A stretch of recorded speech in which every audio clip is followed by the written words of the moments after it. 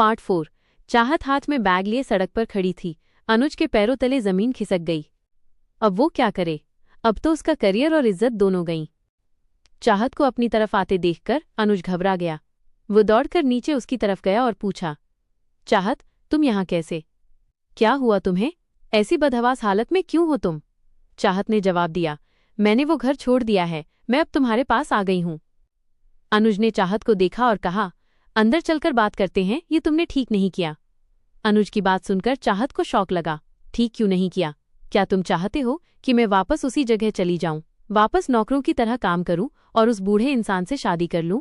चाहत गुस्से में थी। नहीं, ऐसी बात नहीं है चाहत, मैं बस तुम्हारे लिए परेशान हूं, तुम थोड़ा शांत हो जाओ। पर चाहत उस दिन शांत होने वाली नहीं थी। चाहत अनुज पर ही बरस पड़ी। तुम्हें क्या हो गया है अनुज? मैं तुम्हारे लिए सब छोड़ आई हूं। तुम्हें पता भी है तुम्हारे जाने के बाद मेरे साथ क्या हुआ? मुझे पीटा गया, मेरा फोन तोड़ दिया गया, मुझे मामा जी बंद करने वाले थे कि मैं किसी तरह से भाग निकली। अब अगर वापस गई तो दोबारा कभी नहीं निकल पाऊंगी। चाहत की ये हालत देखकर अनुज को भी रोना आ गया। ऐसा नहीं है चाहत, लेकिन अभी एकदम से तुम आ गई, इसलिए मैंने कहा, अगर अभी तुम घर नहीं गई तो शायद मेरी नौकरी चली जाए। मैं कुछ न कुछ कर लूंगा, बस मुझे थोड़ा समय दे दो। अनुज की बात सुनकर चाहत दंग रह गई।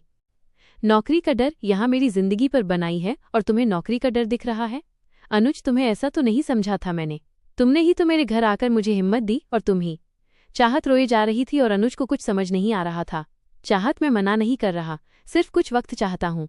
अगर पुलिस आ गई, मेरी नौकरी चली गई तो क्या होगा जानती हो? मैं तुम्हें भी ठीक से नहीं रख पाऊंगा।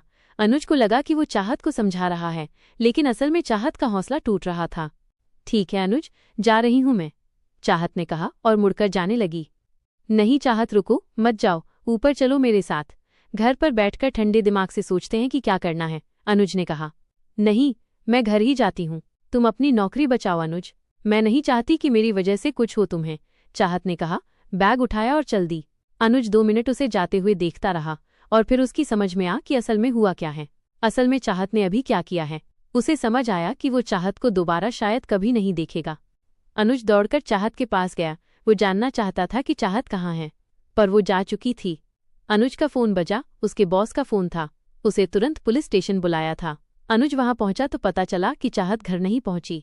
पुलिस ने घंटों उससे पूछताछ की और अनुज ने बता दिया कि वो घर जाने का बोलकर निकली है। 2 दिन तक अनुज हवालात में ही था, लेकिन चाहत का कुछ पता नहीं चलने के कारण उसे छोड़ दिया गया। अनुज ने अगला पूरा हफ्ता चाहत को ढूंढने में लगा दिया, लेकिन वो मिली नहीं। आज पूरे 6 साल हो चुके हैं, लेकिन चाहत का कोई पता नहीं है। उस सड़क की ओर निहारता अनुज अभी भी चाहत के ख्यालों में डूबा हुआ है। क्या होता अगर वो उस दिन थोड़ी सी हिम्मत कर लेता तो आज चाहत उसके साथ होती। जेल की हवा तो वैसे भी उसने खा ली, नौकरी तो वैसे भी उसने छोड़ दी, लेकिन उस दिन 2 मिनट की देरी ने चाहत को उससे छीन लिया। आज अनुज को चाहत की बहुत याद आ रही थी। उसने गाहे बगाहे अखबार के खाली पन्नों को पलटना शुरू कर दिया।